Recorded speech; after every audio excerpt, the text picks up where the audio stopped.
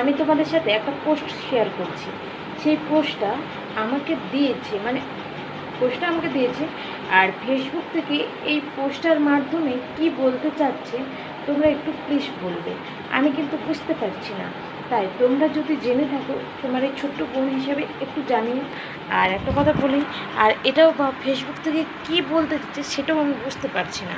একটু যদি কেউ জেনে থাকো প্লিজ তোমরা কমেন্ট বক্সে বা তোমরা তোমাদের মতন করে একটা ছোট্ট ভিডিও বানিয়ে আমাকে একটু বলো।